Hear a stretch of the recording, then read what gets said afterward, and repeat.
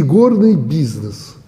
Тема деликатная, касается этичности и безопасности. Во-первых, при наличии виртуальных заведений требуется страховка, чтобы не допустить участия в игре детей и недееспособных граждан.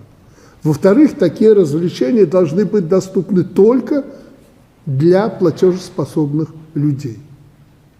Словом, мы же не первый раз уже сталкиваемся с этим вопросом, а в Беларуси все это процветает. Цветет и пахнет, как в народе говорят. То есть опыт нашей работы по игорному бизнесу.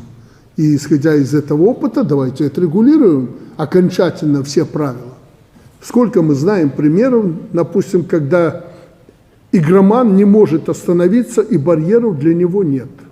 Набирает долги, кредиты, продает имущество, страдает сам, семья и общество. Некоторые люди на это обращают внимание. Необходимо в игорных заведениях ввести мораторий на игру в долг, а может и дать право членам семьи вводить запрет на игру человеку зависимому. Тем более, что деньги от проигранных квартир и машин уходят иностранным организаторам азартных игр. А вот это уже принципиальный вопрос. Хотелось бы знать, как предлагается решить этот вопрос. Поэтому надо запретить вообще-то для начала банкам осуществлять такие переводы за пределы страны. Деньги, заработанные здесь, должны инвестироваться в страну. Это касается всех направлений работы.